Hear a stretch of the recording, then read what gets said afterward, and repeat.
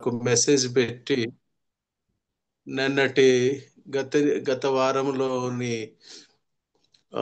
క్లాస్లో ఉన్న కొన్ని మెయిన్ పాయింట్స్ కొంత రిపీట్ చేయండి అంకుల్. నేను జాయిన్ కాలేకపోయినాను, వర్క్ ఉన్న దాన్ని బట్టి అని చెప్పారు. అయితే ఎప్పుడైనా మామూలుగా ఒక క్లాస్ నుంచి ఇంకో క్లాస్కి మూవ్ అయ్యేటప్పుడు రెవల్యూషన్ క్లాసెస్లో కొంత వెనుక జరిగినటువంటి పాఠాన్ని కొంత రీక్యాప్ చేసుకొని కొంత రికాపిటులేషన్ చేసుకొని తర్వాత ముందుకే వెళ్తుంటాం. అలాగని కంప్లీట్గా మళ్ళీ చెప్పడానికి సమయము మనకు అనుకూలం కాదు కాబట్టి కొంత చూచాయిగా కొంత బ్రీఫ్ పాయింట్స్ మాత్రం నేను చెప్తాను. దయచేసి మీ దగ్గర పరిశుద్ధ గ్రంథాన్ని, ఒక చిన్న నోట్బుక్ లేక కొన్ని పేపర్స్, కొంత రాసుకోవడానికి కొంత పెన్ ఉంటే మీరు అట్లా జాట్ డౌన్ చేసుకోవచ్చు. కొన్ని పాయింట్స్ మీకు అవసరము అనిపించినటువంటి వాటిని. ప్రభునందు ప్రియులారా, ఒక చిన్న బ్రీఫ్ ఇంట్రొడక్షన్గా చెప్తూ ప్రకటన గ్రంథాన్ని చాలా శ్రద్ధగా భయభక్తులతో ఆత్మ నడుపుదలతో మనస్థితిని సమస్థితికి తెచ్చుకొని దేవుని ప్రత్యక్షత గురించి వివరించబడే ఈ యొక్క గ్రంథం కాబట్టి ఇందులో ఉన్న వాటిని మనము జ్ఞానం చేసుకునేటప్పుడు, పుణికి పుచ్చుకునేటప్పుడు, వాటిని గురించి ధ్యానం చేసేటప్పుడు మనం మనస్సు పూర్తిగా కేంద్రీకరించబడి ఉంటే మంచిది. అపోకలిప్స్ అనేటువంటి పదానికి ఇప్పుడు ఇంతకు ముందే చెప్పారు, తెర తీయబడుట అనేటువంటి చూసాము. మరి లేఖన భాగాలు బట్టి మనం చూస్తూ ఈ ప్రకటన గ్రంథం చాలా విశిష్టమైన గ్రంథం. దీన్ని స్క్రిప్చురల్ పర్స్పెక్టివ్ అంటే పరిశుద్ధ లేఖనాల వాటి లేఖనతోనే మనం అర్థం చేసుకోనికి ప్రయత్నం చేయాలి. ప్రకటన గ్రంథానికి పాత నిబంధనలో ఉన్న పెంటాట్యూక్ 5 కాండములు, మళ్ళీ తర్వాత major prophets, minor prophets, pre exilic prophets, post exilic prophets, తర్వాత సువార్తల్లో, మరి తర్వాత పత్రికలు అనేక సంగతులు క్రోడీకరించబడి కొన్నిసార్లు వాటికి మనం వెళ్ళాల్సి వస్తుంది. కాబట్టి ఆ యొక్క బిబ్లికల్ ఎక్స్పోజిటరీ పర్స్పెక్టివ్లో మనము ప్రకటన గ్రంథాన్ని ధ్యానించాలి. తర్వాత కొన్ని విషయాలను మనము హిస్టారికల్ పర్స్పెక్టివ్తో, ఎప్పుడైతే రోమ్ సామ్రాజ్యం ఏర్పడిందో, గ్రీకు భాష ప్రాబల్యానికి వచ్చిందో, మరి దైవ గ్రంథం రచించబడింది, మరి తర్వాత ఆయా కాలఘట్టంలో జరిగినటువంటి కొన్ని చారిత్రాత్మక విషయాల దృష్టిలో కూడా మనం ధ్యానించాల్సి ఉంటుందని. తర్వాత cultural perspective, gratia Roman, Greek భాష మరి రోమ్ సామ్రాజ్యం యొక్క ప్రాబల్యము, ఆ చక్రవర్తులు, నీరో చక్రవర్తి కానీ, డొమిషియస్ కానీ, జూలియస్ సీజర్ కానీ, ఆక్టేవియస్ సీజర్ కానీ, వాళ్ళ కాలాల్లో మరి ఏ రకంగా వారు తమ ప్రతిమలను విగ్రహారాధన ఆయా విగ్రహాలతో జోడించుకుంటూ వాళ్ళు అలాంటి ఆధిపత్యాన్ని కలిగి ఉండేటువంటి వారై ఉండి క్రైస్తవులకు ఎలాంటి హింస ఆ కాలంలో జరిగిందని మనం తెలుసుకోవడానికి ఆయా రెఫరెన్స్లకు వెళ్ళాల్సి వస్తుంది.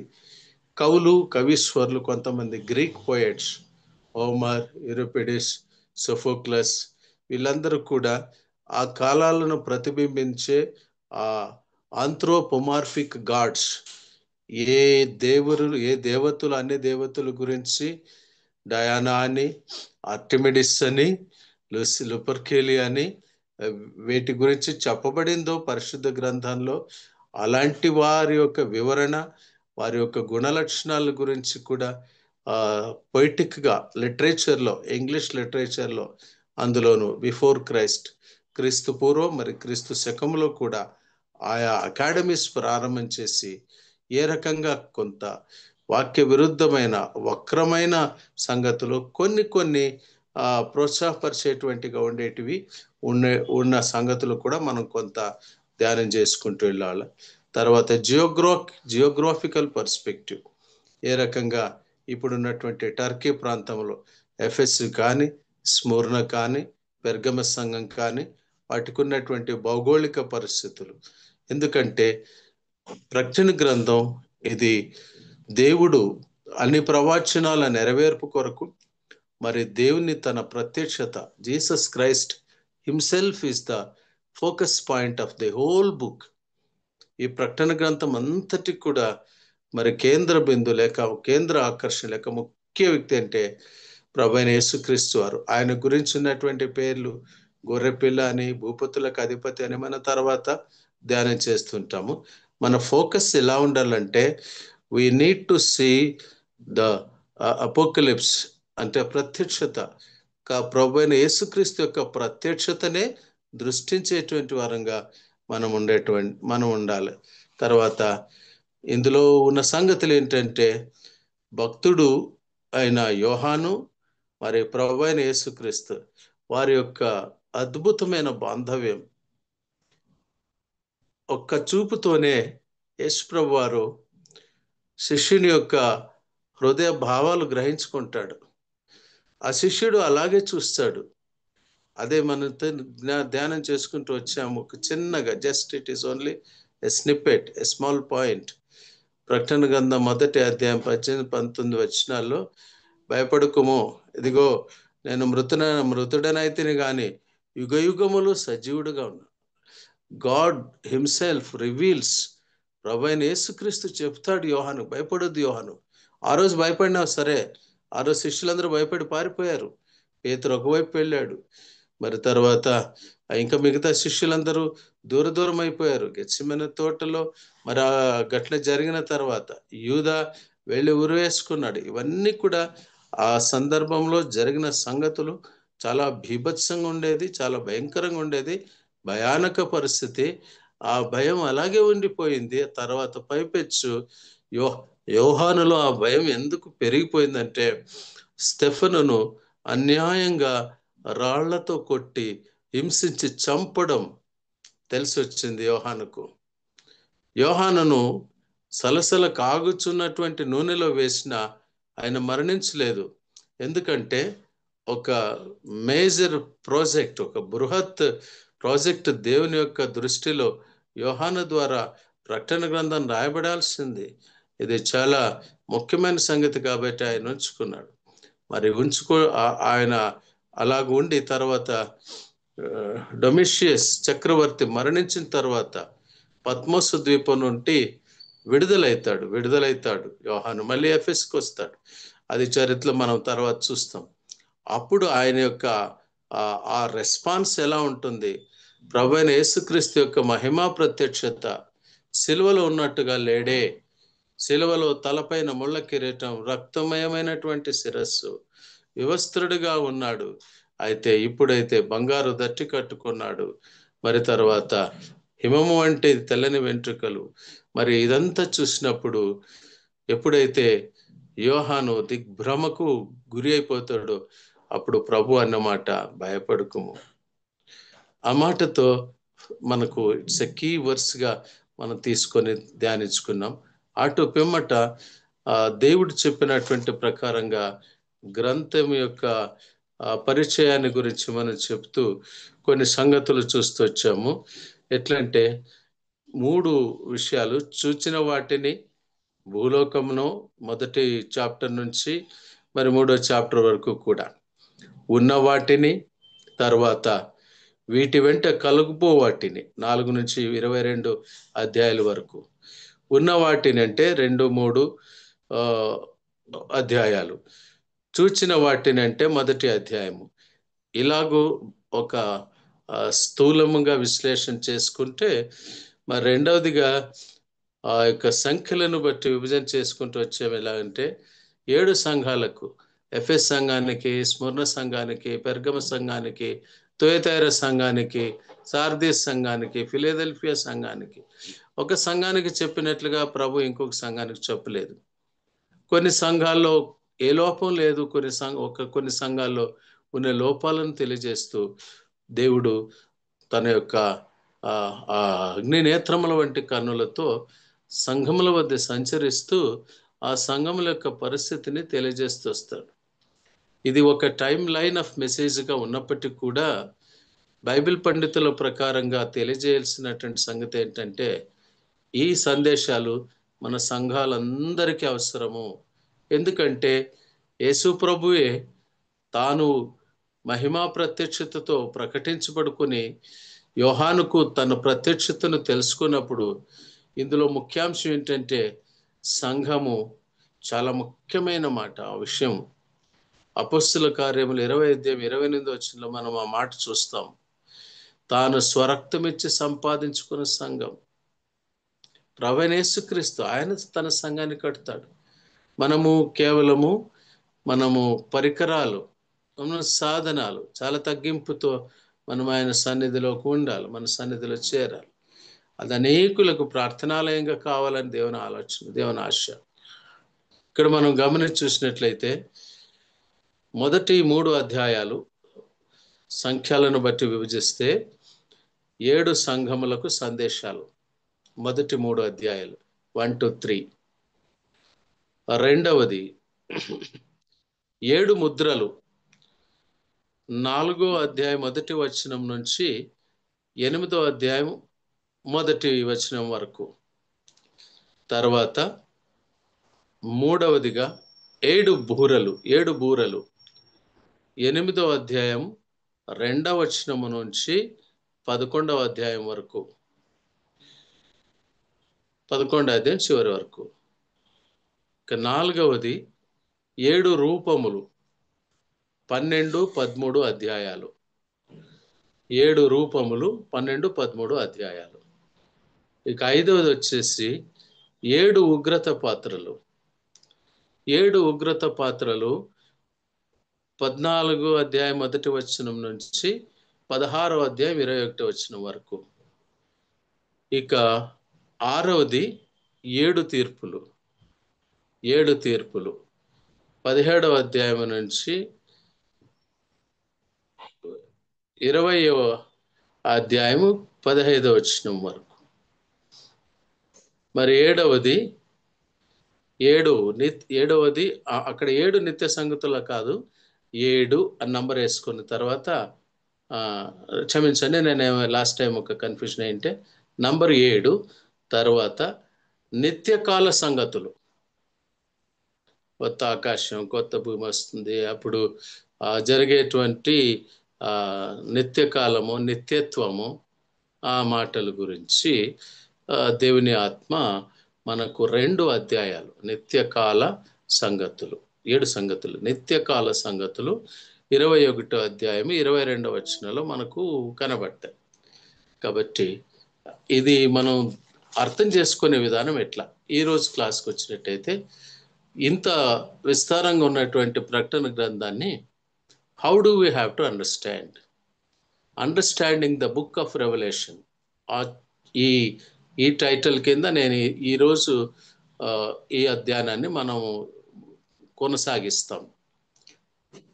Understanding the book of revolution, ప్రకటన గ్రంథాన్ని మనం ఎలా అర్థం చేసుకోవాలి? మనం అర్థం చేసుకోవడము, అర్థం చేసుకోకపోవడం అనేది కాదు ముఖ్యం, ఇక్కడ కాదు. కానీ దేవునాత్మ మనల్ని నడిపించినప్పుడు ఆ సత్యాలు మనం గ్రహించుకునే విధానం ఎలాంటిది అని, how do we have to meditate to comprehend the totality of the truth, సంపూర్ణ సత్యాన్ని మనము ఎలాగూ గ్రహించుకోనాలా అన్నటువంటిది మన ముందున్నటువంటి ఇప్పటి యొక్క ప్రశ్న. దీన్ని మనం జ్ఞాపకం చేసుకోవాలంటే ముఖ్యంగా ఒక 4 మిస్ఇంటర్ప్రిటేషన్స్ ఉన్నాయి. చాలా మంది సరి అయినటువంటి రీతిలో దేవుని వాక్యాన్ని గ్రహించుకోలేక మూల గ్రంథములో, మూల భాషలో ఎలాగూ రాయబడిందని తెలియక కొంత అపార్థానికి వెళ్తుంటారు. కాబట్టి ప్రకటన గ్రంథాన్ని మనం అర్థం చేసుకోవడానికి మనకు ఒక అవగాహన కావాలా. ఈరోజు ఆ విషయాన్ని గురించి ధ్యానం చేస్తూ యోహాన్ రాసిన ప్రకటన గ్రంథం మొదటి అధ్యాయం 1వ వచనం, 1వ వచనం మాత్రం ధ్యానం చేసుకుందాం. ఈ విషయాలను దయచేసి రాసుకోండి.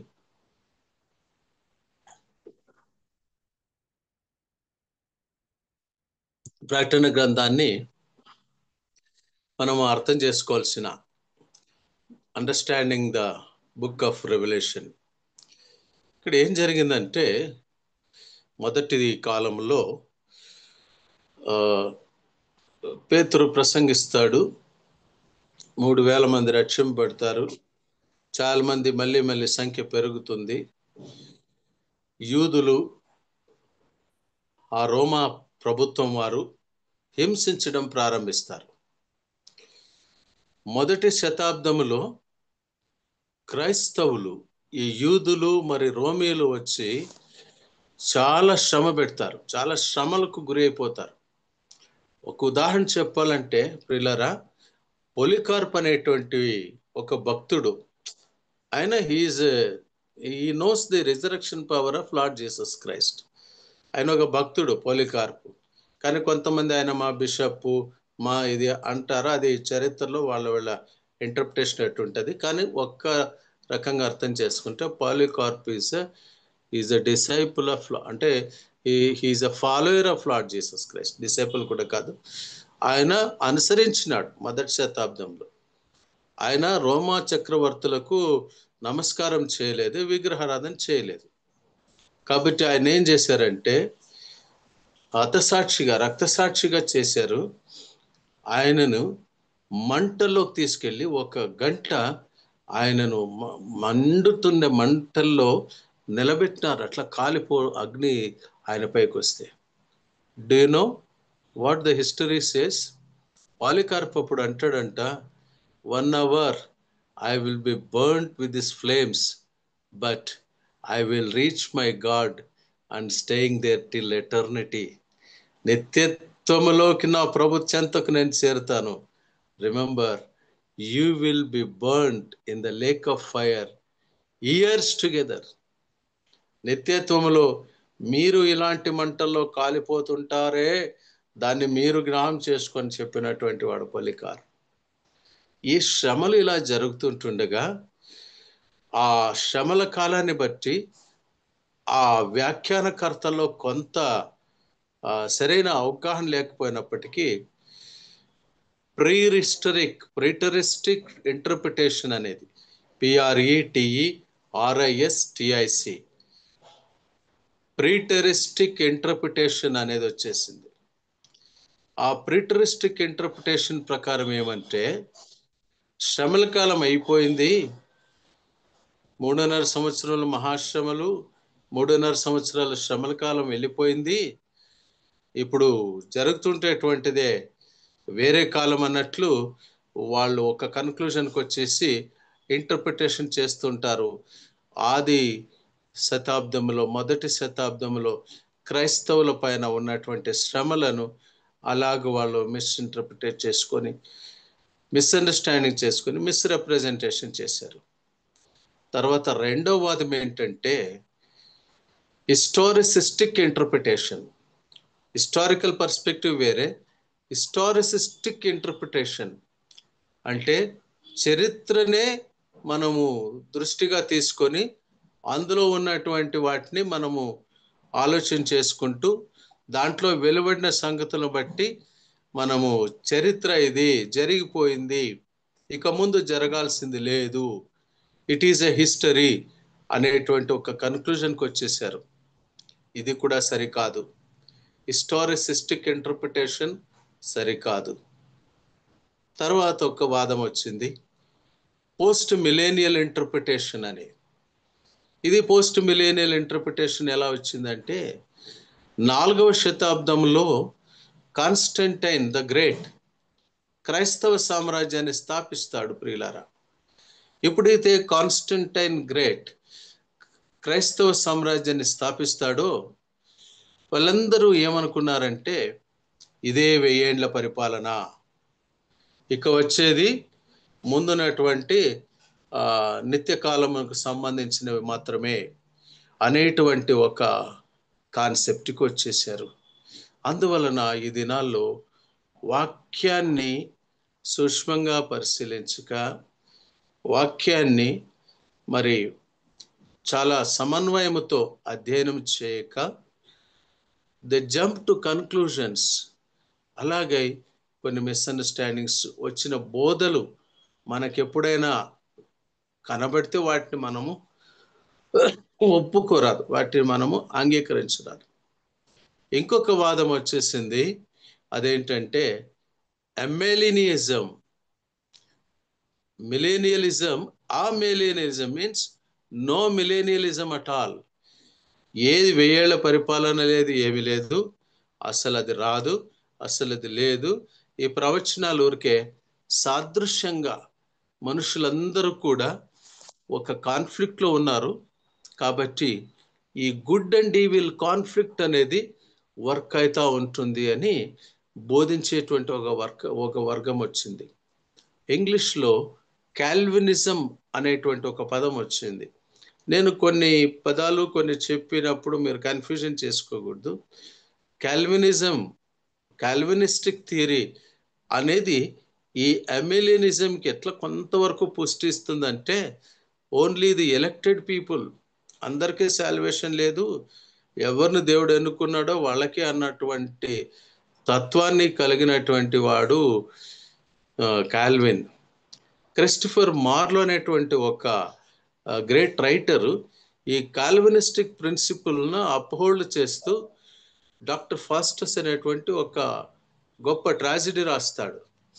దాన్ని ఫాలో అవుతూ షేక్స్పియర్ ఇంగ్లాండ్లో చాలా మందిని పెడద్రోవన పట్టిస్తాడు. లిటరేచర్ వైజ్ షేక్స్పియర్ ఫేమస్ ఏమో కానీ బిబ్లికల్గా చూస్తే షేక్స్పియర్ ఎన్నో బైబిల్ సంగతులను, బైబిల్ తత్వాలను ఆయన వాటిని వక్రీకరించి వ్యాఖ్యానించాడు. నా థీసిస్లో షేక్స్పియర్ యొక్క ఇంటర్ప్రిటేషన్ గురించి చెప్తూ scriptural implications in the works of Shakespeare with reference to 4 tragedies అని చేస్తున్నప్పుడు ట్రేస్ అవుట్ చేస్తే ఎన్నో దుర్బోధలు ఆ కాలంలో రేపబడ్డాయి ప్రియులారా. ఇందుకు సాహిత్యము కొంతవరకు కారణమవుతుంది, చరిత్ర కొంతవరకు కారణమవుతుంది. అయితే దేవుని వాక్యం అనే దర్పణానికి మనం వచ్చినప్పుడు, దేవుని వాక్యం అనేటువంటి ఒక అద్దం ఎదుట మనం నిలబడినప్పుడు మాత్రమే ఆ వాక్యం మనకేం చూపిస్తుంది, మనమేం చూడాల, వాక్యాన్ని బట్టి మనం ఏం గ్రహించుకోనాలా అనేటువంటి ఒక కాన్షియస్నెస్ మనలో క్రియేట్ కావాలి. అందుకే కొంతమంది ప్రకటన గ్రంథాన్ని ప్రారంభం చేసి ఇశ్రాయేలీయుల చరిత్రకు వెళ్తూ 70 వారములు, మళ్ళీ తర్వాత యెరూషలేము, అవన్నీ సంగతులు కూడా ఉంటాయి. అయితే మనం వెళ్ళాల్సిన ట్రాక్ ఎలా ఉండాలంటే, బిబ్లికల్గా యోహాను ఏదైతే చూశాడో, మళ్ళీ తర్వాత 3 అధ్యాయాలు దేవుని యొక్క సంఘాలకు దేవుడు చెప్తున్న మాటలను మనం మొదట బాగా ధ్యానించి, అందులో ఉన్న ఆత్మీయ సంగతులను మనం బాగా గ్రహించుకొని, తర్వాత పరలోకము ద్వారం తెరవబట, ఆ తర్వాత సంగతులు మనము ఉన్నట్టుగా ధ్యానం చేసుకునే ప్రయత్నం చేయాలి. నాకంటే చాలా చక్కగా వివరించేవారు ఉన్నారు. నేను ఏదంటే కొంత నాకేది దేవుడు బయలుపరిచాడు, ఎంత తెలిపాడు, ఆ చిన్న ప్రయత్నం మాత్రం నేను చేస్తున్నాను. కాబట్టి దీన్ని అర్థం చేసుకునే దానికి మనం ప్రయత్నం చేస్తాం.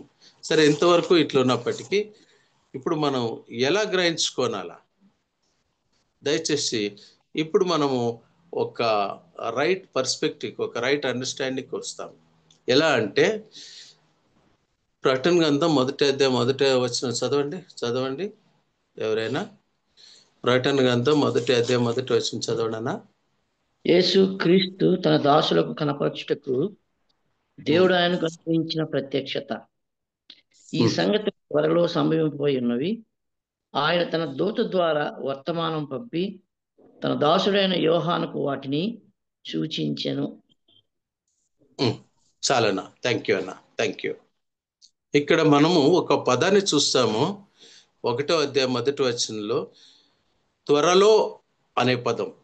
త్వరలో అను పదాన్ని అపార్థం చేసుకొనుట చాలా మట్టుకు సరైన అవగాహనలోకి లేక ఆ వచనాన్ని అట్లా కొంత మిస్ఇంటర్ప్రిటేషన్ చేస్తూ వచ్చారు.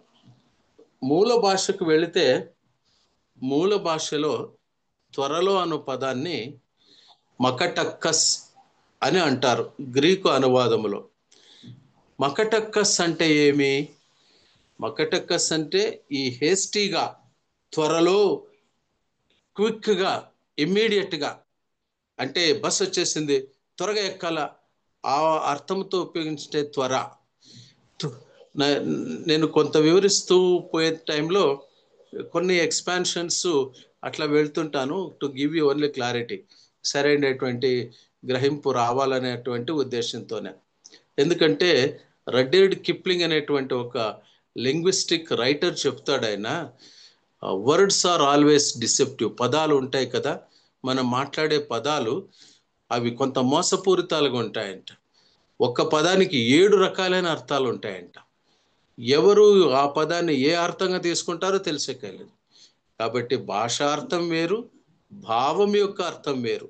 అందుకు మనము వేరియస్ ట్రాన్స్లేషన్స్కి రెఫర్ చేసుకుంటూ ఉంటే ఒక క్లారిటీ వస్తుంది. మకటక్కస్ అంటే దాని అర్థం ఏంటంటే సమీపంగా ఉన్నాడు. సురేష్ అన్న ప్రార్థన చేస్తూ ఒక మాట అన్నాడు, నీకంటే మాకు సమీపంగా ఎవరూ లేరయ్యా. వాస్తవం అన్నమాట. ప్రభు సమీపంగా ఉన్నాడు. మనం ఆయన సమీపానికి రావాల్సింది అంతే. మనం ఆయన సమీపానికి రాగలిగితే ప్రభుతో మనకు అన్యోన్యత, ప్రజలతో అన్యోన్యత కాదు, కావాల్సింది ప్రభుతో అన్యోన్యత. కాబట్టి యోహాను ప్రభువుకు దగ్గరగా ఉన్నాడు, సమీపంగా ఉన్నాడు. కాబట్టి దేవుడు యోహానుకు కొన్ని సంగతులు తెలియజేస్తున్నాడు. అవి ఏమంటే చాలా సమీపంగా ఉన్నాయని ఒక అర్థము. ఇంకొక అర్థం ఏంటంటే ఇవన్నీ ఒకదాని వెంట ఒకటి జరుగుతాయని, ఒకదాని తర్వాత ఒకటి కంటిన్యూస్గా. ఫస్ట్ ఇది అవుతుంది, తర్వాత నెక్స్ట్ ఇంకోటి అవుతుంది, తర్వాత నెక్స్ట్ ఇంకొక అవుతుంది. కాబట్టి మనం గ్రహించుకోవాల్సినటువంటి విధానం ఎట్లా అంటే, మనం ఎలా గ్రహించుకోవాలంటే, మనం గ్రహించుకునే విషయం ఏంటంటే, మొదట మనకు 7 సంఘాలకు దేవుడు సందేశాలు ఇస్తాడు ప్రకటన గ్రంథంలో. ఇది చాలా ముఖ్యం. దీన్ని మనం బాగా అండర్స్టాండ్ చేసుకోవాలి. ఒక్కొక్క పదానికి ఎంతో చాలా గూఢమైన, చాలా లోతైన అర్థం ఉంటుంది. ఆ అర్థంతోనే మనం అర్థం చేసుకోవాలి. కాంటెంపరీ ప్రజెంట్ ఉండే సిచ్యువేషన్ యొక్క అర్థంతో అర్థం చేసుకోకూడదు. ప్రభు ఏ అర్థంతో చెప్పాడో ఆ అర్థంతో మనం అర్థం చేసుకోవాలి. కాబట్టి కొంత సమయం పడుతుంది. అయినా మనము ఇంగ్లీష్లో ఒక మాట అంటారు, slow and steady wins the race అని. నిదానంగా కొంతనే బాగా మనము క్రమంగా నేర్చుకుంటూ ముందుకు వెళ్లాల్సి ఉంటుంది. ఇక్కడ మనం చూసినట్టయితే సమయము ఆసన్నమైనదని, ఒకరిని తర్వాత జరుగుతుందని మొదట సందేశాలు, మనం గ్రహించుకోవాల్సినటువంటి విషయాలు. సంఘము ఎత్తబడిన తర్వాతనే ముద్రలు కానీ, బూరలు కానీ, పాత్రల తీర్పులు కానీ జరుగుతాయి. దీనికి వాక్యాధారం ఎక్కడుంది? దయచేసి చదవండి. ప్రకటన గ్రంథము 22వ అధ్యాయము, ప్రకటన గ్రంథము 22వ అధ్యాయము 6వ వచనాన్ని చదవండి.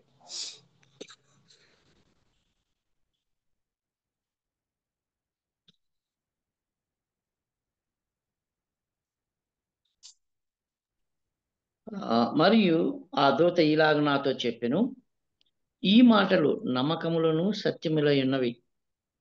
ప్రవక్తల ఆత్మలకు దేవుడగు ప్రభు త్వరలో సంభవింపవలసిన వాటిని తన దాసులకు చూపుటకై తన దూతను పంపెను. తన దూతను పంపాడు. ఎందుకంటే ఇవి నమ్మదగిన మాటలు, ఇవి జరిగేటువంటి విషయాలు. కాబట్టి వాటిని మనము క్రమంగా ధ్యానం చేస్తూ ఉండాలన్నమాట. ఆ తర్వాతనే 7 ఏళ్ల శ్రమల కాలం తర్వాత క్రీస్తు విరోధి ఉంటాడు. భూమిపైకి యేసుప్రభు వచ్చి క్రీస్తు విరోధిని నాశనం చేస్తాడు. 1000 ఏళ్ల పరిపాలన ఆరంభమవుతుంది. ఆ తర్వాత కొత్త ఆకాశం, కొత్త భూమి సృష్టించినటువంటి చూస్తాము. విశ్వాసులను దేవుడు నిత్యత్వానికి నడిపిస్తాడు. ప్రియులారా, 21, 22 అధ్యాయాల్లో నిత్యకాల సంగతులు మనం చూస్తాం. అంటే మనం ఇప్పుడు ఈ బైబిల్ స్టడీని ప్రారంభం చేసుకుంటూ ప్రకటన గ్రంథం మొదటి అధ్యాయం మొదటి వచనంలో ఉన్నాము. అయితే 22 అధ్యాయాలు ఉన్నాయి. మరి ఇలాగైతే ఎలాగా అని కూడా మీరు అనుకోవచ్చు. లేదు, దీన్ని ఎట్లా మనం ఏ మెథడ్లో స్టడీ చేస్తామంటే, wide extensive study and selective intensive study. అంటే విస్తృతంగా ఉన్న వాటిని చదివి అర్థం చేసుకునే టైంలో విస్తృతమైన వాటిని అర్థం చేసుకునాలా. సెలెక్టివ్ ఇంటెన్సివ్, మనం ఏదైతే మనకు సెలెక్టివ్గా దేవుడు చెప్తాడో, ఉదాహరణకి పెర్గమ సంఘాన్ని గురించి సెలెక్టివ్గా దేవుడు చెప్తా అంటే నికొలాయితుల బోధన గురించి, మరి తర్వాత బిలాము బోధ గురించి చెప్తాడు, స్పెసిఫిక్గా చెప్తాడు. అప్పుడు ఆ సెలెక్టివ్ ఇంటెన్సివ్ స్టడీ మనం చేయాలి. అందులో ఉన్న ఇంప్లికేషన్స్ ఏంటి, అలాంటివి మన సంఘాల్లో ఉండకూడదు కదా. మరి అలాగే ఎందుకు దేవుడు అలాంటి ఒక ఎక్కడో నంబర్స్ సంఖ్యాకాండములో 22వ అధ్యాయములో 19 అక్కడ జరిగిన సంగతులు ప్రకటన గ్రంథము 2వ అధ్యాయము 14వ వచనానికి వరకు కూడా అది ఎలాగూ రెఫర్ చేయబడింది, అది ఎలాగూ జ్ఞాపకం ఉంచుకోబడింది, పవిత్రాత్మ దేవుడు ఎలాగూ రాయించి ఇచ్చాడంటే మన సంఘాల యొక్క శ్రేయోభిలాషాన్ని గురించి, మన సంఘాల్లో ఉద్యమం రావడానికి గురించి, మన సంఘాల్లో విశ్వాసం పెరగడానికి గురించి. ఏ ఇంటిలో అయితే ప్రకటన గ్రంథాన్ని గురించి ఏ వ్యక్తి అయినా ధ్యానం చేస్తే ఆ వ్యక్తి బట్టి ఆ ఇంటిలో ఆశీర్వాదం. ఏ సంఘంలో ప్రకటన గ్రంథాన్ని గురించి ధ్యానం ఉంటుందో ఆ సంఘానికి దేవుని యొక్క దీవెన, ధన్యత. 7 ధన్యతలు మనం చూస్తాము ఈ మొదటి అధ్యాయం మొదటి వచనంలోనే. కాబట్టి యోహాను మాట్లాడుతూ చెప్తాడు, దేవుని వాక్కు, ఆ వాక్యాన్ని గురించి వివరిస్తూ పోతాడు. మరి 1వ వచనాన్ని మనం ఇంకోసారి చదువుకుందాం. చదవనా? ప్రకటన గ్రంథం మొదటి అధ్యాయం మొదటి వచనము. యేసు క్రీస్తు తన దాసులకు కనపరచుటకు దేవుడు ఆయనకు అనుగ్రహించిన ప్రత్యక్షత. ఈ సంగతులు త్వరలో సంభవింపునై ఉన్నవి. ఆయన తన దూత ద్వారా వర్తమానం పంపి తన దాసుడైన యోహానుకు వాటిని సూచించెను. కంటిన్యూ 3వ వచనం వరకు. అతడు దేవుని వాక్యమును గూర్చియు యేసు క్రీస్తు సాక్ష్యమును గూర్చియు తాను సూచించినంత మట్టుకు సాక్ష్యం ఇచ్చెను. సమయము సమీపించినది గనుక ఈ ప్రవచన వాక్యములు చదువువాడును వాటిని విని ఇందులో వ్రాయబడిన సంగతులను గైకుని వారును ధన్యులు. చాలన్నా, థ్యాంక్స్. ఇక్కడ మనం చూసినట్టయితే అపొస్తలులు సాక్ష్యం ఇస్తున్నారు. అపొస్తలులు ఇచ్చినటువంటి సాక్ష్యం ఏమిటంటే చూడండి, అపొస్తల కార్యములు 4వ అధ్యాయం 20వ వచనము. Acts chapter 4 verse 20.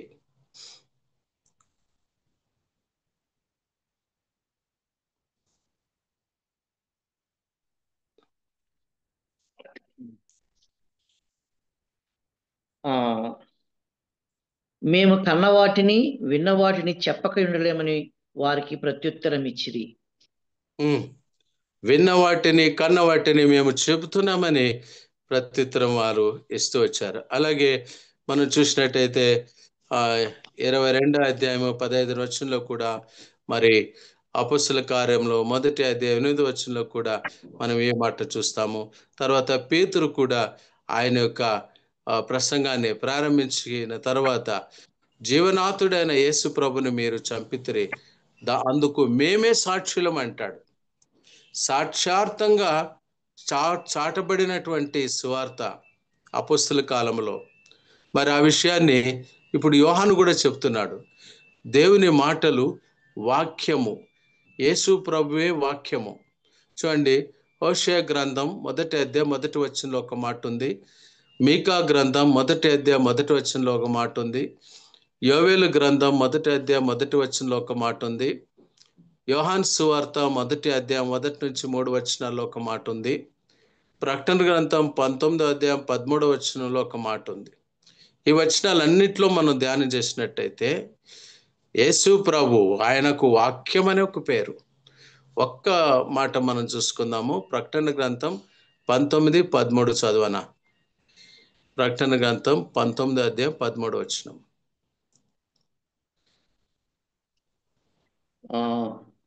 రక్తములో ముంచబడిన వస్త్రము ఆయన ధరించుకుని ఉండెను, మరియు దేవుని వాక్యము అను నామము ఆయనకు పెట్టబడి ఉన్నది. దేవుని వాక్యము అను నామము ఆయనకు పెట్టబడి ఉన్నది. ఇక్కడ మనం యోహానును చూసినట్టయితే ఆ వాక్యమును బట్టి, యేసు ప్రభును బట్టి, మరి ఆయన మాటలను బట్టి ఆయన సాక్ష్యం ఇస్తున్నాడు. ఆయన సాక్ష్యం ఇస్తూ చెప్తున్నటువంటి మాటలు మనము ఇక్కడ ధ్యానం చేస్తూ వచ్చినాం. మరి చూసినట్టయితే ధన్యతలు అని మనం గమనిస్తాం. ఇక్కడ మనం అక్కడ గమనించినట్టయితే నేను కూడా తీసి చదువుతున్నాను. యోహాను రాసిన ప్రకటనంతంలో అతడు దేవుని వాక్యమును గూర్చియు, 2వ వచనం, యేసుక్రీస్తు సాక్ష్యమును గూర్చియు తాను చూచినంత మట్టుకు సాక్ష్యం ఇచ్చాను. ప్రియులరా, భక్తుడైన యోహాను ఆయన రాసిన gospel, it is the gospel of believers అని పేరు, విశ్వాసుల సువార్త అనేటువంటి పేరు. దేవుని అంతగా ప్రేమించినటువంటి శిష్యుడు ఆయన. కాబట్టి ఆయన అంత మట్టుకు సాక్ష్యం ఇచ్చిన తర్వాత చివరిలో 3వ వచనం, మొదటి 3 వచనాలు ఈరోజు మనం చదువుకున్నాము. 3వ వచనములో సమయము సమీపించింది గనుక ఈ ప్రవచన వాక్యములు చదువువాడును, ఎవరైతే చదువుతారో ఆ చదివే వాళ్ళును, మరి తర్వాత వాటిని వినువారును, ఇందులో వ్రాయబడిన సంగతులను గైకొనువారు, అనుసరించాలి. వీటిని ప్రాక్టికల్గా మన లైఫ్లో అప్లై చేసుకున్నాం. పొరపాట్లు జరగవచ్చు, తప్పిపోవచ్చు, బలహీనతలు కావచ్చు. అయితే వెంటనే లేచి దులుపుకొని విదిలించుకొని పశ్చాత్తాపపడి ప్రభు సన్నిధికి రావాలి. ప్రియులారా, భక్తులంతా అలాంటి ట్రాక్లో వచ్చినటువంటి వారు. దావీదు కూడా ఎంతగా తను హిస్సోపుతో నన్ను కడుగుము అంటాడు. అయ్యా నన్ను కడుగుము, నన్ను శుద్ధి చేయము, నన్ను నేను శుద్ధి చేసుకోలేను, నువ్వు నన్ను శుద్ధి చేయము అంటాడు. ఆ యొక్క పర్స్పెక్టివ్తో మరి వెళ్ళేటువంటి వారు. కాబట్టి ఇక్కడ కొన్ని ధన్యత, ఆ ధన్యతల గురించి మనం ధ్యానం చేయాలంటే కొంత సమయం పడుతుంది. అయితే మనకున్న సమయం యొక్క లిమిటెడ్ టైంలోనే ఈ 7 ధన్యతలకు రెఫరెన్స్ ఏమనేది మనం చదువుకుంటూ కొంత సంక్షిప్తంగా వీటిని ధ్యానం చేసుకుందాం. ఎందుకంటే 3 వచనాలు, 3 వచనాలు, 3 వచనాలు, తర్వాత ఒక్క వచనమే ఒక్కటి, తర్వాత 3 వచనాలు, ఇట్లా క్రమంగా విశ్లేషణ ఉంది. చాలా చక్కగా ఉంది మొదటి అధ్యాయం. ఈ మొదటి 3 వచనాల్లో యోహాను తను తాను పరిచయం చేసుకుంటాడు. మరి యోహాను ప్రభువుకు తనకున్నటువంటి ఆ యొక్క సాక్ష్యాన్ని గురించి, జరిగిన సంగతి గురించి చెప్తున్నాడు. మరి ధన్యతల గురించి చెప్తున్నాడు. ఏంటా ధన్యతలు అంటే 7 ధన్యతలు. దయచేసి నోట్ చేసుకోండి, తర్వాత కూడా రెఫర్ చేసుకునొచ్చు. ప్రకటన ఇవన్నీ కూడా వాక్యములో ఉన్నటివే, వాక్యములో లేనివేవి కూడా మనము అప్లై చేసుకోకూడదు. ప్రకటన గ్రంథాన్ని మాత్రం విశేషంగా ధ్యానం చేసేటప్పుడు వీటిని కలపకూడదు. వీటిని మనము ఇందులో ఉన్న వాటిని మాత్రమే మనము దృష్టాంతంగా తీసుకొనే మనం స్టడీ చేయాలి. మొదటిదిగా ప్రకటన గ్రంథం మొదటి అధ్యాయం 3వ వచనం, అదే ఇప్పుడు మనం చదువుకున్నాం. చదివి విని గైకొన్న వారికి ఉండే ధన్యత, అదొక గొప్ప ధన్యత. రెండవది ప్రకటన గ్రంథం 14వ అధ్యాయం 13వ వచనం, క్రీస్తునందుండి మృతులైన వారు ధన్యులు. మృత్యువే ధన్యత అనేటువంటి మాట మనకు పరిశుద్ధ గ్రంథంలో అక్కడక్కడ కనబడుతుంది, కానీ ఈ ప్రకటన గ్రంథంలో కనపడినంత స్పష్టంగా ఎక్కడ కనబడదు. ఒకవేళ మనకు టైం లేదు కాబట్టి అది తీసి చదవలేము. వారి ప్రయాస ముగిసిపోతుందంట, అందుకే వారు ధన్యులు. ఈ భూమి పైన ప్రయాస ఉండదు, షుగర్ ఎక్కువైందని ఉండదు, షుగర్కి బీపీకి మాత్రలు వేసుకునే ఉండదు, ఈ శరీరంలో భయము అది ఉండదు. ఇది తింటే ఇది ఎక్కువైతుంది, అది తింటే అది ఎక్కువైతుంది, ఈ మట్టి శరీరానికి ఇవేటి ఉండవు. ఈ ప్రయాస అంతా పోతుంది. అందుకే క్రీస్తునందుండి మృతులైన వారు, వేరే వాళ్ళు కాదు, నీవు ప్రభు అయిన యేసుక్రీస్తును అందుకే రక్షింపబడండి అయ్యా, రక్షణ నిశ్చయిత పొందండి అయ్యా అని ఎందుకు మేము గొంతు గొంతు గొంతు చించుకొని అరుస్తాం సంఘాల్లో? ఎందుకు దూరంగా ఉండదండి అయ్యా, దేవుని దారికి దగ్గర అండి ఎందుకు? ఇదిగో ఈ ధన్యతలకు రావాలా, లేకుంటే చెప్పలేము. అందుకే దేవుని వాక్యాన్ని మనం బాగా గ్రహించుకొని ధ్యానించుకొని మనకు మనం బోధించుకోవాలి. ప్రకటన గ్రంథంలో ఉండే ధన్యతల గురించి మనం ఆలోచిస్తున్నాం. ఇప్పుడు చదవనమాట. ఏదైనా వచ్చిన ప్రకటన గ్రంథం 14వ ప్రకటన అధ్యాయం గ్రంథం 14వ అధ్యాయం 13వ వచనం. ఇప్పటి నుండి ప్రభువునందు మృతులు ధన్యులని వ్రాయబడి ఉన్నది. వ్రాయమని పరలోకం నుండి ఒక స్వరం చెప్పగా ఉంటిని. నిజమే, వారు తమ ప్రయాసములు మాని విశ్రాంతి పొందుదురు. వారి ప్రయాసములు మానుతారు. ఏది ప్రయాసం? మన యవనస్తులు అడిగితే ఒక్కొక్కరిది ఒక్కొక్క ప్రయాస చెప్తారు. ఒకళ్ళని నా ప్రయాస నేను చెప్తాను, అన్నని అడిగితే అన్న ప్రయాస అన్న చెప్తాడు, అక్కని అడిగితే అక్క ప్రయాస అక్క చెప్తాది. ప్రియులరా, ధన్యత ప్రభు వాక్యంలో ఉన్న వాటినే మనం ధ్యానిస్తున్నాం, వేరే విషయాలు కాదు. దయతో చూడండి, 3వ సంగతికి వెళ్తున్నాను, నాకు టైం లేదు కాబట్టి. ప్రకటన గ్రంథం 16వ అధ్యాయం 16వ వచనం చదవనా? ఇదిగో నేను దొంగవలే వచ్చిచున్నాను. తాను దిగంబరుడుగా సంచరించుచున్నందున జనులు తన దశములను చూతురేమో అని మెలకుగా ఉండి తన వస్త్రమును కాపాడుకుని వాడు ధన్యుడు. ఈ ధన్యత మెలకువగా ఉండి వస్త్రాలని కాపాడుకోనాలా. ప్రభునందు ప్రియులరా, ఒక్క ఏంటో డిసడ్వాంటేజ్ వస్త్రములో కనబడితే ఎవరైనా చెప్తారు. ఎందుకంటే ఆ వస్త్రం అట్లా కాదు, ఇట్లుండాలి అనేటువంటిది. చినిగిపోయింది అంటారు. కాబట్టి వస్త్రాల్ని ఏం చేసుకున్నాలంటన్నా, కాపాడుకున్నవాడు. వస్త్రాన్ని కాపాడుకున్నాడు. వస్త్రాన్ని మరి ఏది కాపాడుకునే, కొంత డీటెయిల్గా వెళ్ళే టైంలో మనము దాని గురించి చదువుకోవచ్చు ముందుకు, ఒకవేళ ప్రభు చిత్తమైతే. 4వదిగా 19వ అధ్యాయం 9వ వచనం, అదే ప్రకటన గ్రంథం 19:9. మరియు అతడు నాతో ఇలాగు చెప్పెను, గొర్రె పిల్ల పెళ్లి విందుకు పిలువబడిన వారు ధన్యులను వ్రాయము. పెళ్లి విందుకు పిలువబడిన వారు ధన్యులు. అది ఎక్కడిది? ఇది పరలోకములో జరుగుతున్నటువంటి పెళ్లి విందు. ఈ లోకంలో జరుగుతున్నటువంటి మహా పెళ్లి విందుకు ఆ పిలుపు కలిగిన వారు ధన్యులు. ప్రియులరా, గమనించండి, ఎంత ధన్యతలు ఉన్నాయి మనకు. ప్రకటన గ్రంథం చదివితే కొంతమంది భయపెట్టించి ప్రకటన గ్రంథాన్ని ముట్టుకోకుండా, లేక యోబు గ్రంథాన్ని ముట్టుకోకుండా, లేక కొన్ని బైబిల్ సంగతులు ఎదుర్కోకుండా ఒక ఊహాత్మక భయాలు, అదికి ఇంగ్లీష్లో ఒక మాట అంటారు, imaginative fears and sentimental fears are more dangerous than the real fears అని. ఊహిస్తూ భయపడేది ఎవరు ఏమీ చేయాలి. ఇప్పుడు మనం దేవుని యొక్క పుత్రులము, దత్తపుత్రము. ప్రభువైన యేసుక్రీస్తు మనల్ని తండ్రితో ఆయన సంధానపరిచాడు. కొలస్సీలకు రాసిన పత్రికలో ఆ మాట చూస్తాం. కాబట్టి ప్రతి ఒక్క వ్యక్తి కూడా, ఆయనకు ఒక వ్యక్తిత్వం ఉంది. ప్రతి ఒక్క వ్యక్తి కూడా క్రీస్తులో నూతన సృష్టి అయి ఉంటే ఆయన నిజంగా దేవుడు, ఆయనకు దేవుడు. ఆ బాంధవ్యం, ఆ రిలేటివిటీ చాలా గొప్ప సంగతి. ముందుకు ఇంకొక మాట చూసినట్టయితే 5వదిగా ప్రకటన గ్రంథం 20వ అధ్యాయం 6వ వచనం. ఈ మొదటి పునరుద్ధానం పాలు గలవారు ధన్యులను పరిశుద్ధులై ఉందురు. ఇటు వారి మీద రెండవ మరణమునకు అధికారం లేదు. చూడండి, ఆ మొదటి పునరుత్థానమును గురించి, పునరుత్థానాల్లో ఉండే రకాల గురించి యోహాను సువార్తలో యేసు ప్రభు చోటకు మాట అంటాడు, కీడు చేసేవారు పునరుత్థానం, మేలు చేసేవారు. ఈ పునరుత్థానం గురించి ఆ సందర్భాలకు వెళ్ళినప్పుడు మనం ధ్యానం చేసుకుందాం.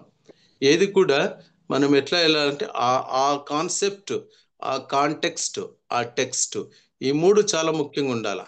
మనం చదివే వాక్య భాగం, టెక్స్ట్, వాక్య భాగం, తర్వాత అది చెప్పబడిన కాంటెక్స్ట్, ఆ సందర్భం, మళ్ళీ తర్వాత అందులో ఉన్నటువంటి కాన్సెప్ట్, దేవుని ఉద్దేశం, దేవుని చిత్తము, అది మనము కలుపుకొని ధ్యానం చేయాలి.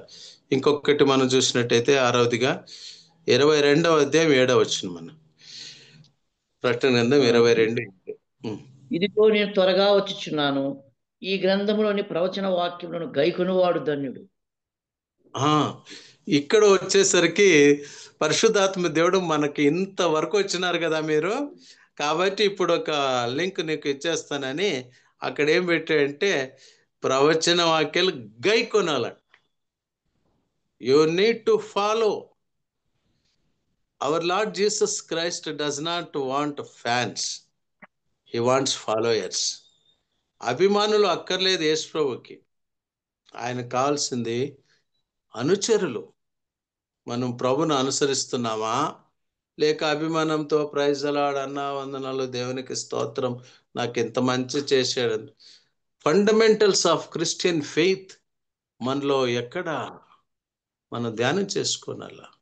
వ్యక్తిగతంగా మనం ప్రభులో చాలా మటుకు ఈ సంగతులు ప్రకటన గ్రంథంలో వస్తాయి, మనం గమనించుకోనాలి. మరింకటి చివరిదిగా చూద్దాం.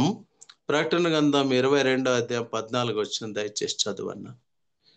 జీవ వృక్షమునకు హక్కు గలవారై గుమ్మముల గుండా ఆ పట్టణంలోనికి ప్రవేశించినట్లు తమ వస్త్రమును ఉతుకుని వారు ధన్యులు. ఉతుక్కున్న వారు ధన్యులు. మనం ఉతుక్కోనాలి. సర్ఫ్ వేసుకొని ఉతుకుతామా? ఈ మధ్య చాలా కాస్ట్లీ అవేదో వాషింగ్ మెషిన్, నాకు రకరకాలు ఈ టెక్నాలజీ మోసం చేస్తే ఈ క్వాలిటీ అవి ఇవన్నీ ఏవి వచ్చేస్తాయి, ఆ వాష్ చేసేటువంటిది. మన యొక్క వస్త్రాలు ఏంటా వస్త్రాలు, అది వేరే టాపిక్, వేరే సబ్జెక్ట్, మనం ఇది చేసుకుందాం. అయితే మన యొక్క ప్రవర్తన వస్త్రములు అనగా మన దుస్తులు అనగా మన యాటిట్యూడ్, మన మనోభావం, మన ఉద్దేశాలు, మన సంకల్పాలు, మన ఇంటర్పర్సనల్ రిలేషన్షిప్స్, వ్యక్తి జతలో మనకున్న బాంధవ్యాలు, ఇవన్నీ దుస్తులే ఇన్ ద బ్రాడర్ సెన్స్. దేవుడు చెప్పేది ఇదే. యోహాను రాసిన సువార్త 13 ప్రభు ఏమంటాడంటే, పేతురు నీకు ఇప్పుడు తెలీదు, నీ పాదం నేను కడగకపోతే నీకు నాతో పాలు లేదంటాడు. అప్పుడు పేతురు అంటాడు, అయ్యా నన్ను పూర్తిగా కడు. నో, ఇప్పుడు నీకు తెలియదు, నీకు తర్వాత తెలుస్తుంది. ఏమని తెలుస్తుంది? It is an exemplary wash. ఉతుక్కోవాల, ఒక మాదిరికరంగా చెప్పాడు. అంటే అలాగ మీరుంటే ప్రజలందరూ కూడా మీరు నా శిష్యులు అని అంటారు. కనుక మనము ఈ మొదటి 3 వచనాల్లో కొన్ని సంగతులను మాత్రం సెలెక్ట్ చేసుకుంటూ ధ్యానం చేసినాం. దేవుని నామానికి మహిమ కలుగును గాక. ఈ అవకాశం ఇచ్చిన పెద్దలకు, మరి సహోదర సహోదరులందరికీ నేను వందనాలు చెల్లిస్తున్నా. ప్రభు చిత్తమైతే ముందున్న గురువారం మరొక 3 వచనాలు చదువుకొని రండి. దేవుడు తన ఆత్మ నడిపించినట్లుగా మనం అందరం కలిసి సమిష్టిగా ధ్యానం చేస్తాం. దేవుని నామానికి మహిమ కలుగును గాక. థ్యాంక్ యూ అన్న. వందనాలు.